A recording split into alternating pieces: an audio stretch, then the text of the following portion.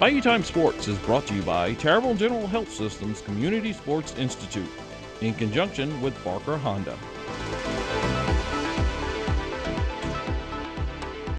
All right, welcome back. We're joined by the coach of Vandebilt Catholic High School, Scott Rhodes, who's been the coach there for 3 years, but he started in '98 as a part-time coach, and in 2004 he went full-time coach, and he's with Vandebilt now. Coach, welcome to the program. Thanks for having me. And I said it before, tennis doesn't get enough publicity, band doesn't get enough publicity, a lot of things don't get enough publicity. We're going to try to change that. In the previous segment, we mentioned all the names of all the local schools and all the participants, and when I personally got to Monroe, full transparency, I do have a nephew that's playing for Vanderbilt, but when I got there, I was so impressed to see the local talent, but the competition really gets stiff in Monroe. And as we let the coach answer, we're going to roll in some highlights and some tough players in Monroe. Yes, sir. Sure. Absolutely. Yeah, and what's it like being a coach, and how'd you get started in tennis? Well, I got started when there was a court in the neighborhood, South Down West, and I just started playing there, and then a few months later I started taking lessons, and it took off from there. And I guess because I started at such a young age, I've got an affinity for coaching young kids, because when we start them off at 4, 5, 6 years old, and a lot of these kids I'll work with multiple times a week until they graduate high school. So from a tennis coach perspective, we've got a different rapport with our kids than with some coaches who only get to work with them for a few months out of the year. Right. And as we're looking at these highlights and we're showing you highlights, remember, it's all the schools. I try to get faces all over the place, so you'll see varying schools, and I'm sure a lot of parents out there going, that's my kid. Well, that was the point. Now, the girls played away from the boys, so it was tough to get them all, but we tried our best. But this is something this is all year. They play all year long. They practice all year long. Yes, sir. A lot of these kids will practice all year long, multiple times a week, multiple hours a day.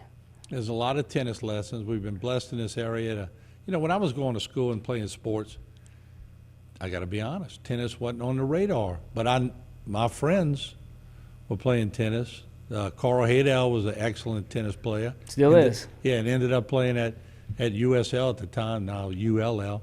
His brother Pat Haydell was a good tennis player. Larry was a good tennis player. And he had a lot of good tennis players to come out of Vandebilt.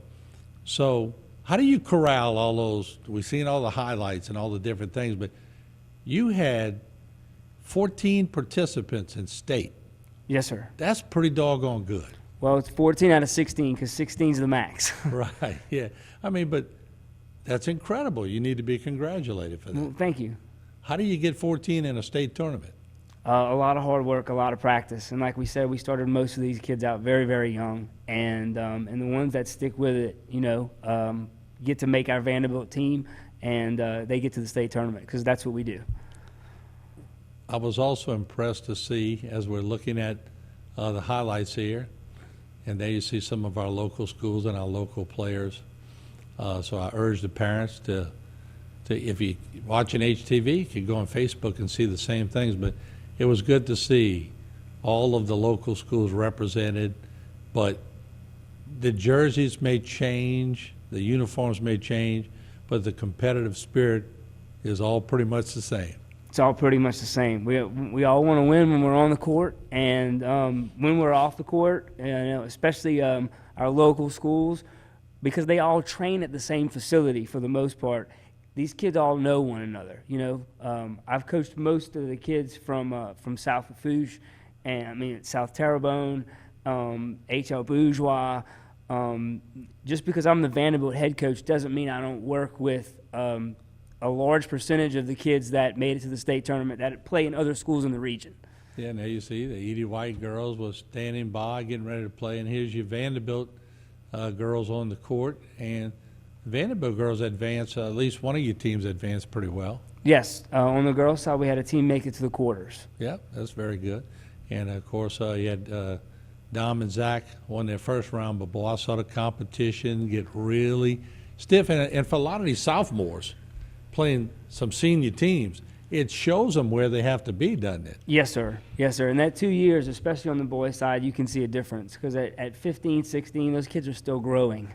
And the seniors are pretty much full grown. So you got kids that aren't quite there physically, but they'll be there in 2 years. Yeah. Yes, sir. Oh, and I saw a lot of you were moving all over the place and trying to figure out what court would be open, and because certain courts had a little more flair than other courts. And I noticed, too, that you make a point early on in each match to go and talk to whatever team is out there. What are you looking for, and what are you trying to talk to them about when you go to the fence and talk to them? What are some of the things you see? Well, if we're looking for, something specific, such as, in doubles match, if one kid's weaker than the other, or if one kid's backhand is, not as good as the other, or if we should be playing 2 up because they're playing 2 back. So there's a strategic sense there as to what we're trying to do, and then a lot of times we're really just trying to motivate them, to make sure that they don't fall, that they don't succumb to the pressure, so to speak. Do you find that tennis just gets sort of lost in the shuffle when it comes to sports, or do you feel like y'all get enough publicity? Well, I don't think we get enough publicity for what we do, but at the end of the day, it stems from the professional level. And yes, you'll see the U.S. Open on TV, but it's not on prime time. It's not the Super Bowl. So your big 3 sports are generally going to be get the more publicity, and in their defense, more people watch it. So yeah. At the end of the day, the participation is only going to be as strong as it is on the pro circuit. And for America, as much as I hate to say it, the vast majority of kids are not interested in tennis because they're playing football, they're playing soccer, they're playing baseball, they're playing basketball, and we're not as popular as those sports on a national level.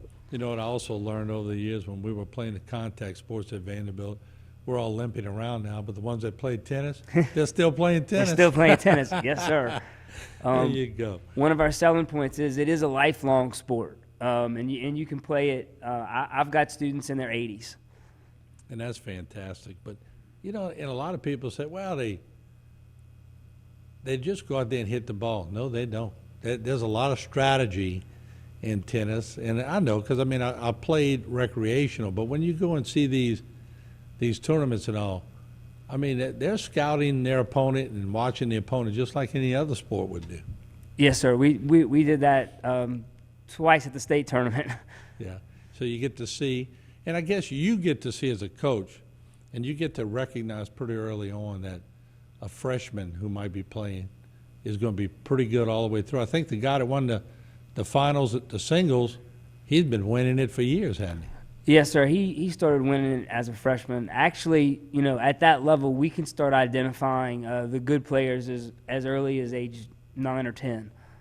And a lot of it, I'm sure, is psychological. When I remember in track and field, because I don't have tennis as a comparison, but in track, you knew who the good athletes were. You knew who you had to beat, and you knew you had to have your A game when you went to this particular meet.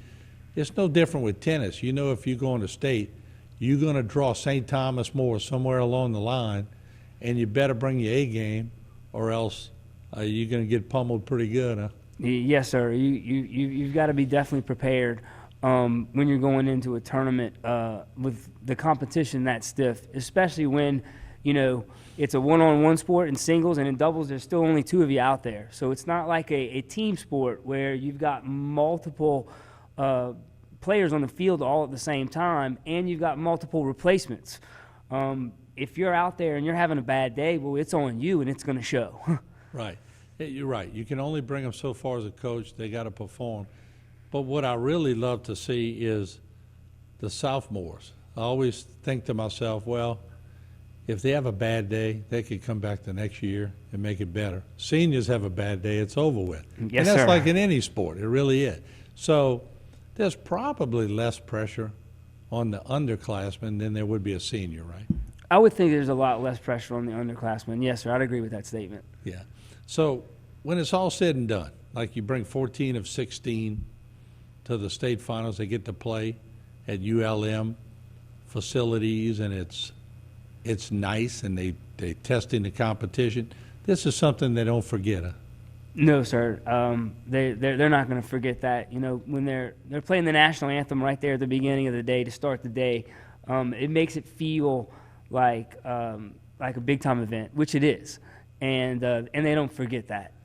And I like the camaraderie. They're there at the net, and it's Dom and Zach talking to their opponents, and there they go. And it's, you know, I was really impressed that the Louisiana High School Athletic Association sort of let me get in between the courts with the cameras. I would have thought that'd be a big no, but they were very accommodating. And matter of fact, they said, we don't see many photographers here. and that makes my point, is that I just feel like they need a lot of publicity. Like I said, other programs need publicity. The band needs publicity, and we try our best to get out there. But I know it's rewarding when you bring 14 or 16 people, and you have a little fun and a supper before, and after it was all said and done, y'all had a swim party with pizza. Yes, sir. And for some of them, that was probably their favorite part. Well, I mean, they work hard, they get there, and for a lot of people that, I mean, you know, I guess they did not gauge total success on whether or not they won a state championship. They gauged it on whether or not they got there, and that was pretty doggone good. Absolutely. So now you're thinking of next year, right? Yes, sir. And you're probably already thinking how you're going to win more games from St. Thomas more. That's exactly right. We've already started playing with the lineup as to who's going to go in singles or doubles. Yes, sir. All right. Coach, thank you so much for what you do. We appreciate you putting all your time and effort in helping young kids grow. Thanks for having us. All right. There you have it. Coach Scott Rhodes, Vandebilt Catholic High School. We invite all schools in. Answer Jen Hand's emails. Let's get you on Bayou Time Sports. We'll be back.